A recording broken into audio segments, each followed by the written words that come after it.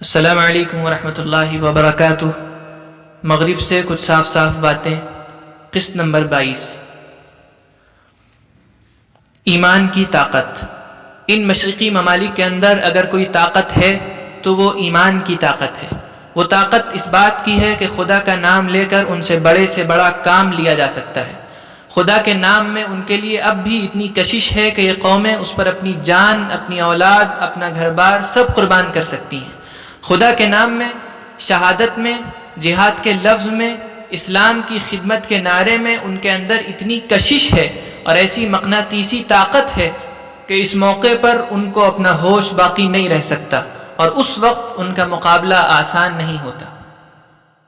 لیکن افسوس ہے کہ جو لوگ ان یونیورسٹیز سے تیار ہو کر جاتے ہیں وہ سب سے واقف ہوتے ہیں، لیکن خود اپنی قوموں کی صلاحیتوں سے واقف نہیں ہوتے، بلکہ اپنے سے بھی واقف نہیں ہوتے۔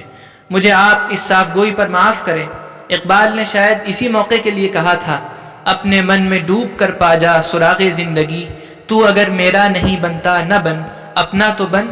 یہاں سے جو لوگ جاتے ہیں وہ جہاں تک دنیا کے جغرافیہ، تاریخ اور جدید نفسیات، قوموں کی نفسیات، انسان کی نفسیات کا تعلق ہے اور جو کچھ بھی یہاں انہوں نے پڑھا ہے اس کی باریک سے باریک باتوں سے وہ واقف ہوتے ہیں۔ لیکن اگر کسی چیز سے واقف نہیں ہوتے تو اپنی قوموں کی فطرت سے، جس سوسائٹی میں وہ جا رہے ہیں، جس ماحول میں ان کو کام کرنا ہے، جن انسانوں میں ان کو رہنا ہے، جن لوگوں سے ان کو کام لینا ہے، جو ان کے ہاتھ پاؤں ہیں، جو ان کے ہتھیار ہیں، ان سے وہ پورے طور پر واقف نہیں ہوتے۔ وہ یہ نہیں جانتے کہ ان کے اندر کون سا خزانہ دفن ہے، ان کے اندر وہ کیا برقی طاقت ہے جس نے دنیا کا تختہ ہلا کر رکھ دیا ہے اور اس کا مقابلہ دنیا کی ساری طاقتیں مل کر بھی نہیں کر سکتی۔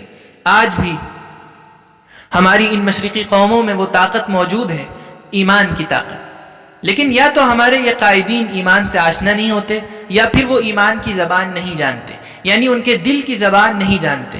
وہ ان کے دماغ کی زبان تو جانتے ہیں، وہ زبان تو جانتے ہیں جن سے وہ ان کے دماغوں کو سنا سکیں، اور مجھے تو اس میں بھی شبہ ہے کہ وہ ان کے دماغوں کو بھی سنا سکتے ہیں۔ ہاں، البتہ ان کے کانوں کو ضرور سنا سکتے ہیں، مگر دل کی زبان سے وہ بالکل ناآشنا ہے۔ وہ ان سے اس زبان میں بات نہیں کر سکتے جو سیدھی ان کے دل کی گہرائیوں میں اتر جائے، جو ان کے دل کے ساز چھیڑ دے، جو ان کو دیوانہ اور مجنوں بنا دے، جو ان کو ہتھیلی پر سر رکھ کر میدان میں لے آئے۔ ایمان کی زبان، قرآن کی زبان، صحابہ کی زبان، جب تک کوئی شخص کسی کی زبان نہ جانے وہ اس سے کیسے بات کر سکتا ہے؟ میں اگر یہاں کے انگریزی فضلاء سے بات کرنا چاہوں اور مجھے انگریزی پر قدرت نہ ہو اور وہ میری زبان نہ سمجھتے ہوں تو زبان یار من ترکی و من ترکی نمی دانم کا منظر ہوگا۔ ان قائدین کا حال بھی کچھ یہی ہے۔ وہ ان سے اس طرح بات کرتے ہیں جیسے مغربی قوموں سے بات کرنا چاہیے، حالانکہ ان کو سمجھنا چاہیے کہ وہ رسول اللہ صلی اللہ علیہ وسلم پر ایمان رکھنے والوں سے بات کر رہے ہیں۔ وہ ان قوموں سے بات کر رہے ہیں جن کو سب سے زیادہ جو چیز تڑپانے والی، حرکت میں لانے والی، ان میں جوش پیدا کرنے والی، بیماروں کو بستر مرگ سے اٹھا کر اور ضعیفوں اور اپاہجوں کو جوانوں کی طرح سرپٹ دوڑانے والی ہے، وہ یہی ایمان کی زبان ہے۔ وہ یہ ہے کہ ان کو یہ معلوم ہو کہ آپ بھی ان حقیقتوں پر ایمان رکھتے ہیں، آپ کے لیے بھی یہ حقیقتیں عزیز ہیں، یہ مقاصد عزیز ہیں، آپ بھی مسلمان ہیں، وہ بھی مسلمان ہیں۔ مسجدوں میں جا کر آپ ان سے بات کر سکیں، آپ ان سے ان کے محلوں میں جا کر بات کر سکیں، اور صرف بات کرنا نہیں بلکہ اس زبان میں بات کر سکیں جس کو وہ خوب سمجھتے ہیں اور 1400 برس سے سمجھتے چلے آ رہے ہیں۔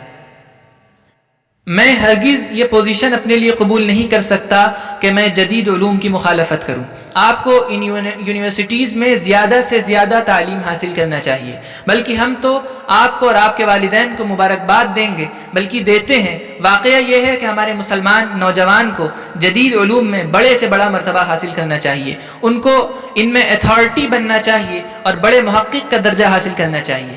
یہ موجودہ وقت کی اہم ترین ضرورت ہے۔ لیکن میرے عزیزوں اور دوستوں، آپ جانتے ہیں کہ مقصد اور وسیلے میں زمین اور آسمان کا فرق ہوتا ہے۔ میری یہ چھڑی بڑی کارآمد چیز ہے، میں اس سے ٹیک لگاتا ہوں، مجھے سہارا دیتی ہے، میں اس سے مدافعات بھی کر سکتا ہوں، مگر چھڑی بجائے خود مقصد نہیں۔ اگر اس سے بہتر چیز مجھے ملے یا میں اس سے بے نیاز ہو سکوں تو میں خود بخود اس کو چھوڑ دوں گا۔ ایک زمانے میں اس سے ہتھیار کا کام لیا جاتا تھا، لیکن اس سے زیادہ کارگر اور مؤثر ہتھیار ایجاد ہوئے تو لوگوں نے اس کو چھوڑ کر بندوق لے لی۔ اس لیے یہ جدید اور قدیم علم کی تقسیم بالکل غلط ہے۔ میں کبھی اس کا قائل نہیں رہا کہ علم جدید اور قدیم ہوتا ہے، علم ہمیشہ تازہ ہی ہوتا ہے۔ وہ جس کو آپ قدیم کہہ رہے ہیں اپنے زمانے میں بالکل جدید تھا، اور جسے آپ جدید کہہ رہے ہیں بالکل ممکن ہے وہ 50 برس بعد ایسا قدیم ہو جائے تو اس کا نام لینا بھی بڑے عیب اور شرم کی بات ہو جائے۔ یہ قدیم و جدید کی بحث بالکل لایانی اور بہت سطحی بحث ہے۔ آپ زبانوں میں مہارت پیدا کریں، علوم میں کمال پیدا کریں، یہاں کے جتنے شعبے ہیں کیمسٹری سے لے کر انجینئری تک، اور آرٹ، تاریخ، فلسفہ اور نفسیات، سب میں بہت شوق سے آپ کمال پیدا کریں، لیکن آپ اس کو ایک ذریعہ سمجھیں۔ آپ یہ سمجھیں کہ جس میدان میں آپ کو کام کرنا ہے اس میدان میں آپ کو اس سے کام لینا ہے۔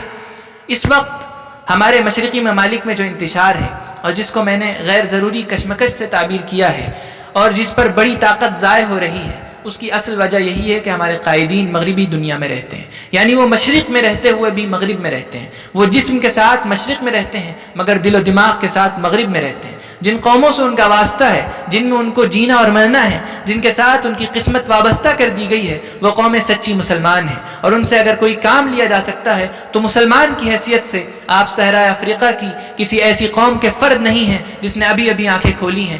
ایسی بہت سی قومیں افریقہ میں ہیں، میں ان کی تحقیر نہیں کرتا، جنہوں نے ابھی ابھی دنیا دیکھی ہے، ابھی ان کو معلوم ہوا ہے کہ دنیا میں کچھ اور بھی ہے۔ اب بھی بہت سی ایسی قومیں موجود ہیں۔ کل ہی ایک صاحب مجھ سے فرما رہے تھے کہ فیجی میں جب پہلا پادری پہنچا تو اس کو وہاں کے لوگوں نے برکتاً کباب بنا کر کھا لیا، اور اس پادری کے بوٹ کو برکت کے طور پر ابال کر اس کا سوپ پیتے رہے۔ تو آپ کسی ایسی قوم کے فرد نہیں جس کی کوئی تاریخ نہ ہو، کوئی عقیدہ نہ ہو، کوئی ماضی، کوئی تہذیب نہ ہو، کوئی ایسی قوم نہیں جو ایک دم سے تاریکی سے روشنی میں آ گئی اور یہاں آتے ہی اس کی آنکھیں خیرہ ہو گئی کہ یا اللہ یہ ترقیاں، یہ ایجادیں، یہ بجلی کی روشنی، یہ ہوائی جہاز، یہ آٹومیٹک کرشمے اور یہ نئی نئی تحقیقات اور یہ لندن کا شہر اور یہ انسان کا ترقی یافتہ ملک کیا عجوبہ ہے۔ آپ یقین کیجئے آپ کسی خانہ بدوش یا صحرائی قوم کے فرد نہیں ہیں، آپ اس قوم کے فرد ہیں جس نے ایک زمانے میں عام دنیا کی قیادت کی ہے، جس نے انسانیت کی ڈوبتی ہوئی کشتی کو تیرایا ہے۔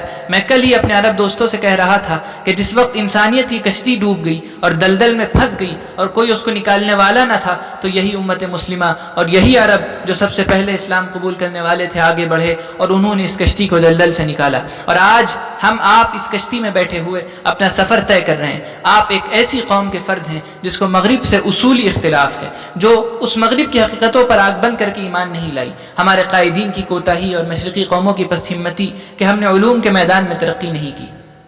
اس کے برخلاف یورپ نے اس میں خاطر خواہ فتوحات حاصل کی۔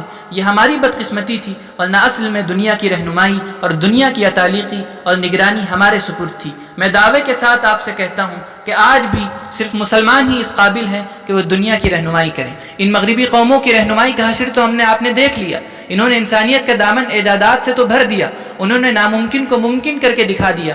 ایک یورپین فلسفر نے بہت فخر کے ساتھ ایک ہندوستانی فلسفی سے کہا کہ اب ہم نے ایسے تیز رفتار ہوائی جہاز نکالے ہیں جو بحر اٹلانٹک کو چند گھنٹوں میں طے کر لیتے ہیں۔ وہ اس طرح دیر تک مغربی تہذیب کی کامیابی اور فتوحات کا قصیدہ پڑھتا رہا، اور ہندوستانی فلسفی بہت صبر و سکون سے سنتے رہے۔ جب وہ کہہ چکے تو ہندوستانی فلسفی نے کہا، ٹھیک ہے، آپ نے فضائے آسمانی میں چڑیوں کی طرح اڑنا سیکھ لیا اور پانی میں مچھلی کی طرح تیرنا سیکھ لیا، مگر ابھی تک آپ کو زمین پر آدمیوں کی طرح چلنا نہیں آیا۔ تو آج مغربی قوموں کا حال یہی ہے۔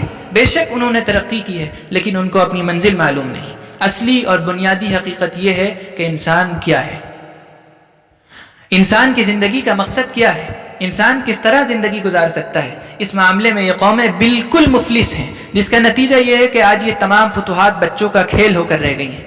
مغربی تہذیب ایک ڈرامہ کھیل رہی ہے، جیسے شیکسپیئر کے ڈرامے ہوتے تھے۔ ہم اور آپ تماشائی ہیں، دیکھ دیکھ کر خوش ہوتے ہیں کہ واہ واہ، کیا ہوا میں اڑے اور کیا پانی پر چلے، لیکن ہوا کیا؟ انسان نے کتنی ترقی کی، انسانیت نے کتنی ترقی کی، دنیا میں امن کتنا پھیلا، محبت و بھائی چارہ کتنا عام ہوا، ایک دوسرے سے کتنا قریب ہوا، انسان نے انسان کو کتنا پہچانا، دل کتنے روشن ہوئے، قلب کو سکون کتنا حاصل ہوا، انسان کو اپنی منزل کا کتنا پتہ چلا، انسان کے اخلاق درست ہوئے یا نہیں۔ اس کے اندر جو خراب اخلاق تھے، دوسروں کو پھاڑنا، اپنے بچوں کو پالنا، دوسروں کے گھروں کو لوٹ کر اپنا گھر بھرنا، دوسروں کی جیب کاٹ کر اپنی جیب بھرنا، دوسروں کو ذلیل اور غلام بنا کر خوش ہونا اور اپنی فتح کے جھنڈے اڑانا، اس میں کتنی کمی آئی۔ ان قوموں نے اس دنیا کو منڈی سمجھ لیا ہے، یا اقبال کے الفاظ میں قمار خانہ اور جوا خانہ سمجھ لیا ہے۔ اس کے نتیجے میں دو جنگیں، پہلی اور دوسری جنگ عظیم ہوئی۔ میں پوچھتا ہوں کہ آخر اس کا نتیجہ کیا نکلا؟ ان ساری فتوحات سے انسانیت کو کیا حاصل ہوا؟ میں بالکل حقیقت پسند اور عملی آدمی کی طرح آپ سے پوچھتا ہوں کہ اس سے انسانیت نے اپنا اصلی سفر کتنا طے کیا، اور دنیا کو کیا امن و سکون حاصل ہوا، اور انسان نے اپنے حقیقی مقصد میں کتنی کامیابی حاصل کی۔ آج آپ دیکھ رہے ہیں کہ قوموں کے باہمی عداوتیں کم نہیں ہوئی، بلکہ ایسی شدید ناانصافیاں ہو رہی ہیں جسے کہتے ہیں ہاتھی نگل جانا۔ ایک فلسطین کا مسئلہ لے لیجئے، زبردستی ترقی یافتہ قوموں نے اس سرزمین کے اصلی رہنے والوں کو جلا وطن کر کے ایک ایسی قوم کو وہاں لا کر بسایا اور ان کو وہاں رہنے اور اس کو اپنا قومی وطن بنانے کا موقع دیا، جو سینکڑوں نہیں ہزاروں برس سے اس ملک سے باہر ٹھوکریں کھا رہی تھی اور مختلف ملکوں میں جا کر بس گئی تھی۔ ان کو لا کر عربوں کی چھاتی پر سوار کر دیا، اور بار بار دنیا کے ضمیر سے حق و انصاف کی اپیل کے باوجود دنیا کی عدالت سے آج تک انصاف نہیں ہو سکا۔ جس دنیا میں فلسطین جیسا واقعہ پیش آ جائے، ایسی صریح ناانصافی اور کھلی دھاندلی کی جائے کہ پھر اس کے بعد بھی یہ ترقی یافتہ دنیا کہی جا سکے، پھر آج یہ امریکہ اور روس اور آپ کا برطانیہ، ان میں سے کسی کو یہ ہمت نہیں کہ کھڑے ہو کر حق سمجھ کر یہ کہے کہ عربوں کے ساتھ ناانصافی ہو رہی ہے اور ہم بالکل صریح ظلم کر رہے ہیں۔ اور کیا آج برطانیہ میں انگلیوں پر گنے جانے والے بھی ایسی ہمت والے لوگ ہیں جو کہیں کہ ہم نے عربوں سے جو وعدے کیے تھے وہ بالکل بھلا دیے؟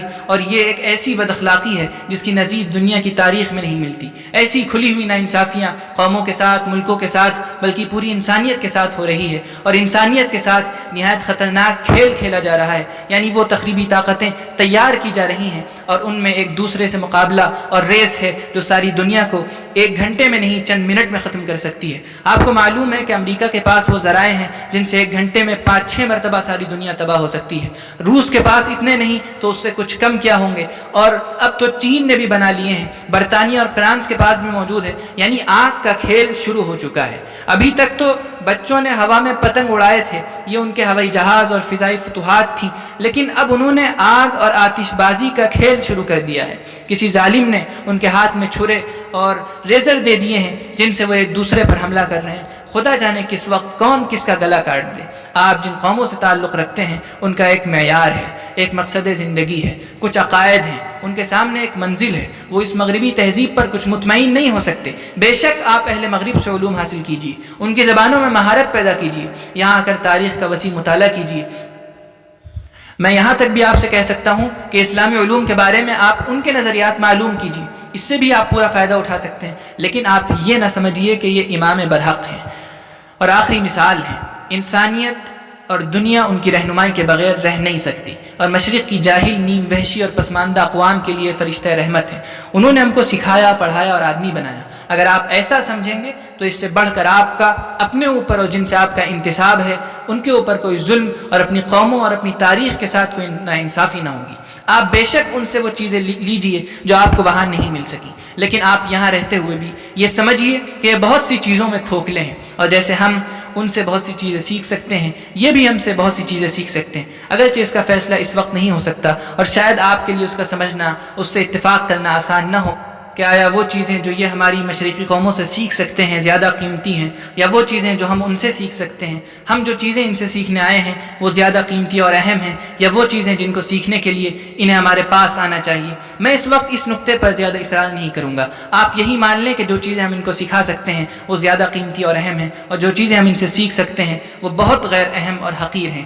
لیکن میں اس موقع پر اتنا ضرور کہوں گا کہ 2 چیزیں ہم ان سے سیکھ سکتے ہیں تو 2 چیزیں ہم ان کو سکھا بھی سکتے ہیں، اور یہ بھی میں بہت نیچے اتر کر کہہ رہا ہوں، بلکہ واقعہ یہ ہے کہ 2 چیزیں ہم ان سے سیکھ سکتے ہیں تو 4 چیزیں ہم ان کو سکھا سکتے ہیں، اس لیے کہ آپ جو ان کو دے سکتے ہیں اس سے ان کی زندگی یہاں بھی کامیاب ہو سکتی ہے اور آخرت میں بھی۔ اس پر ہمارا عقیدہ ہے اور عیسائیوں کا بھی عقیدہ ہے، کامیاب ہو سکتی ہے، اور یہ جو ہم کو دے رہے ہیں اگر یہ نہ ملے تو زیادہ سے زیادہ ہمارا سفر ذرا دیر میں طے ہوگا، ہم کو تھوڑی دقتیں ہوں گی، ہمارا وقت ذرا زیادہ صرف ہوگا، یہ حاصل ہے ان کی دین کا، اور وہ نتیجہ ہے ہماری دین کا۔ اب آپ انصاف کیجئے کہ ہماری دین بڑھی ہوئی ہے یا ان کی۔ اب اس مضمون کے اختتام کے ساتھ یہ ویڈیو بھی ختم ہوتی ہے۔ اگر آپ بھی اس کتابی سفر میں ہمارے شریک رہنا چاہتے ہیں تو سبسکرائب کریے اس چینل کو اور بیل آئیکن کا بٹن ضرور دبائیں۔ جزاک اللہ خیر۔